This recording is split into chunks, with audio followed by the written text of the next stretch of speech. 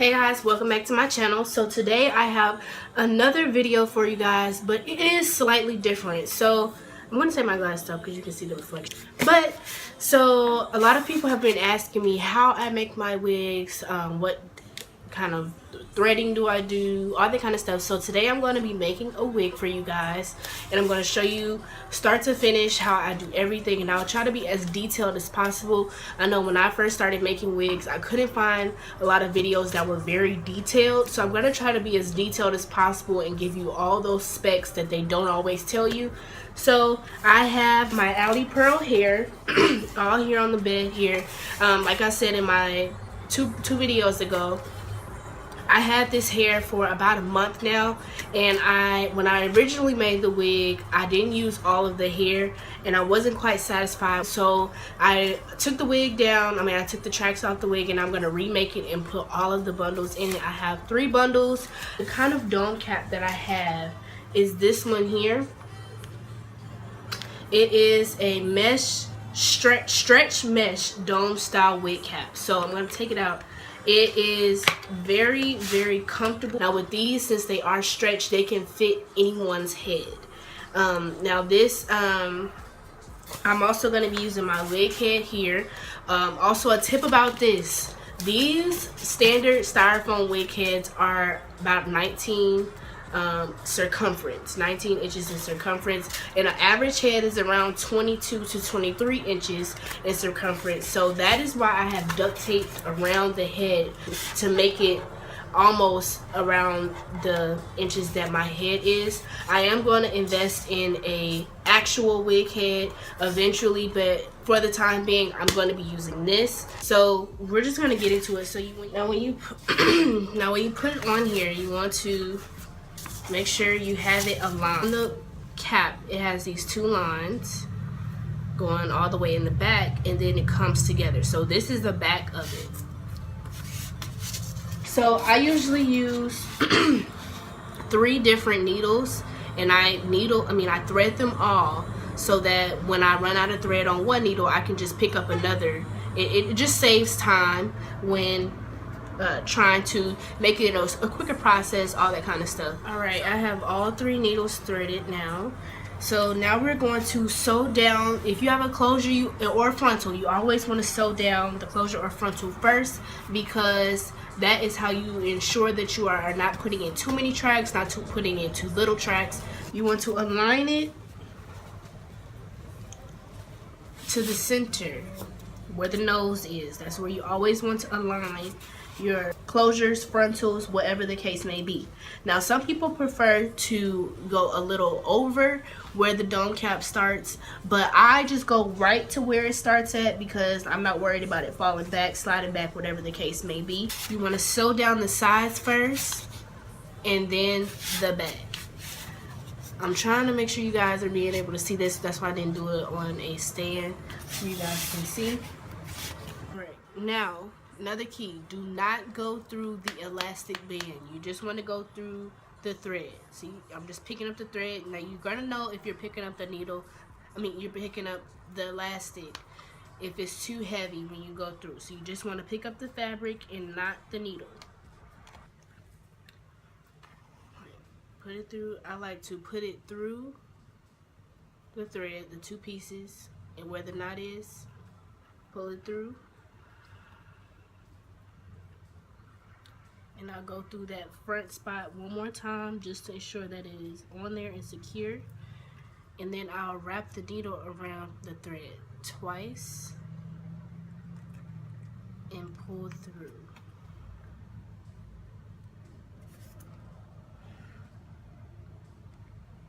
And you want to stitch closely, because if you don't, it's going to make that bulging in the closure, which is not what you want.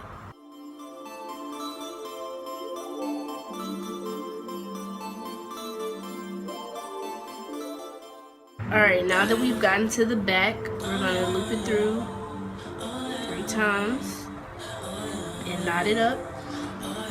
And then we're going to do the other side before we go along to the back. So we're going to sew down the other side. This is another reason why we have our 3 needles. So I left that one just hanging. Alright, now we've gotten around to the back. So you see here now it does look like it's gonna bunch up, but once we sew it down, it's gonna lay super flat.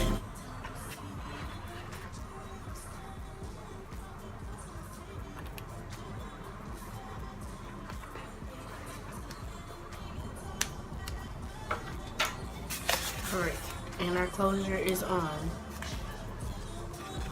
Now on to the easiest part. The closure is always kind of the hardest just because lining it up, all that extra stuff. You always start with the longest bundle.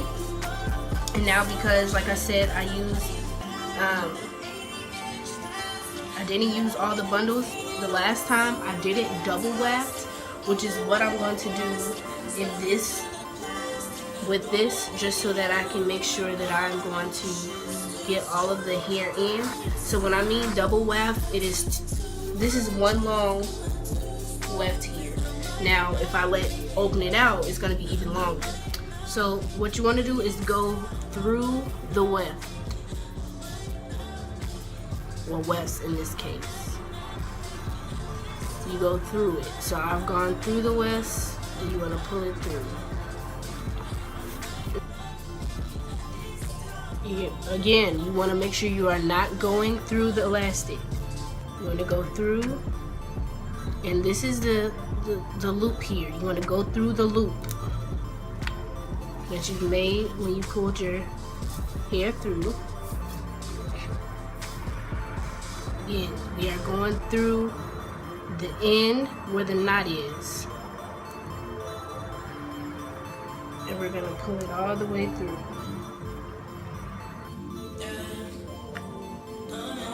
Now you don't have to continuously go through the weft. I only go through the weft on the first and the end, the beginning and the ending of the next weft. I'm not sure if that makes sense to you guys, but only go through the weft when you are starting or ending a bundle, if that makes sense. Now we're just threading.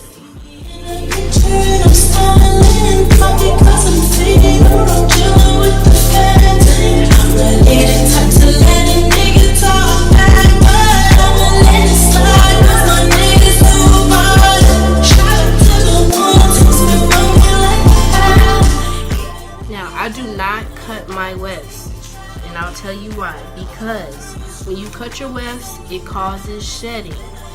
And all hair is sheds, your natural hair sheds, whatever. But if you can do whatever it takes to eliminate some of the shedding, do it. So you do not have to cut your wefts every single time you come across. You can just fold it over. The flip over method is what I use.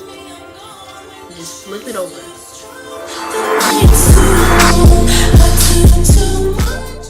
You want to keep going. You just keep doing the same thing. Again, making sure that we are not going through the elastic, because this is still the elastic part back here in the back.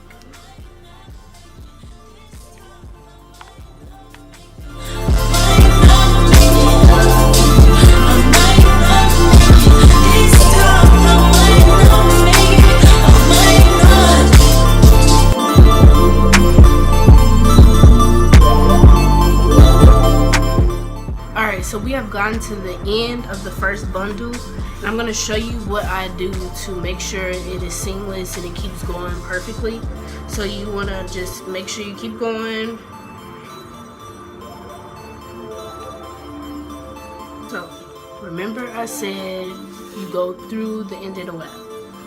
So you go through the net, and then I'm going through the weft. And I'm going to double knot it.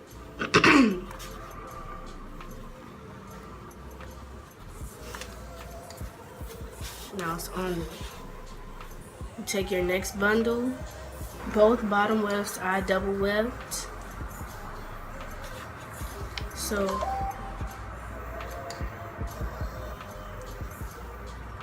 we're going to go through the net, through the weft,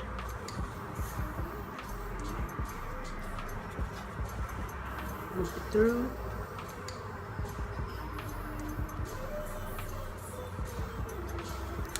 And boom. You see it goes straight through. You can't even really tell. And then you just keep going. Now that we are to the end of the thread, you want to do the same. Loop it around 3 times, 2 to 3 times, really doesn't matter.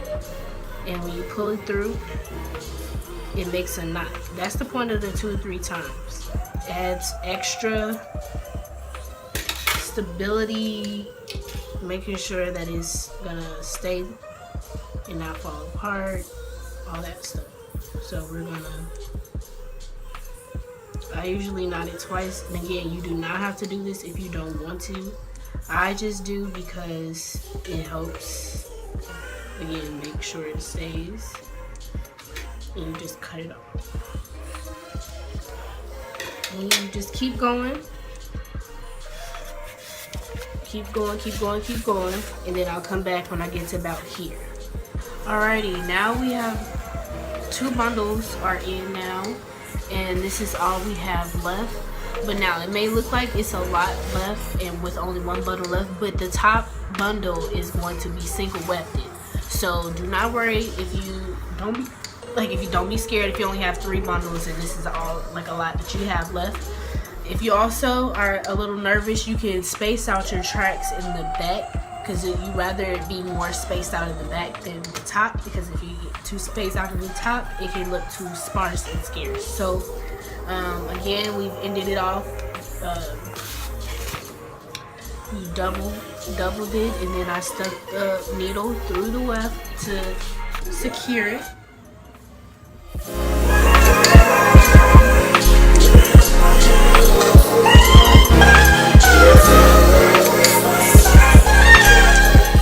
Alright, we have made it down to the last stretch, and if you remember from the beginning, I told you guys that I didn't use all of my last bundle, so this is the last of it that I didn't use last time. So I'm going to, you see the U shape here, I only have a small bit here and a small bit here. I'm going to make sure that I go back and forth here, and then once I reach here, I'll go across. I'm not sure if you guys are understanding what I'm saying, but that is what I'm gonna do. But I did just end off right here, so I'm gonna cut this thread off, and then continue on with the pattern that I just described. Go through the cap and through the thread.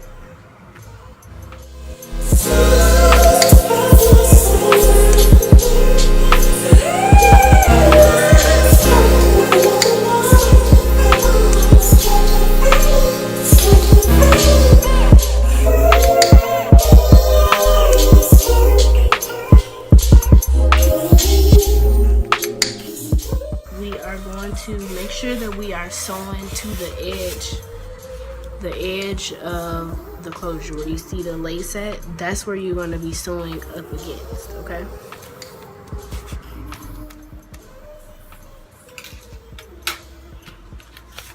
Right. And we are all right. So we took it off. Now we have to cut off this part. This is where the closure is. Now you want to be extremely careful when doing this, because you don't want to cut too close to the thread, cut the thread, whatever. So you want to you could also leave just a little bit on there, because it's not really going to make a difference. You're not going to be able to see it, but be extremely careful.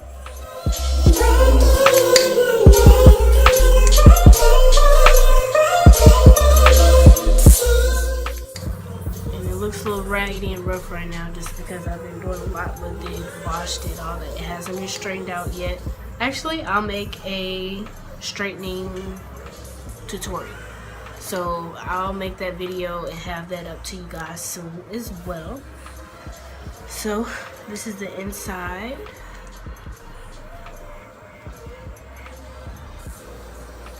See? Let me know if you guys want me to show you how I did this as well. These are crochets actually. These are Bobby Boss new locks, and I have them in 1B, and then this is a gold something, I don't know, 27 gold or something like that. And I just added these little strings in here, and I have a few with the little gold clips on them just to make it a little flare or whatever. But I'll have this in for a while, which is why I can't really show you guys what this looks like on. But I will be having another video on some curly hair. I did order some curly hair, and it's gonna be frontal. But yes, so the wig has been completed. The final result. Sorry for that long video, but I did want to show you guys a detailed video on how to complete a wig yourself. It is super easy once you get the hang of it. It was kind of hard for me trying to show you guys with the styrofoam hand between my legs. But you can get a wig stand. They have the ones that attach to a table for like $5, and they have the stand for $20 on Amazon. So you can order one of those. Yeah, so this is the end of this video. I really do appreciate you guys if you all watched to the end. I really do appreciate it. As always, like, comment, and subscribe. And I'll see you guys in my next video.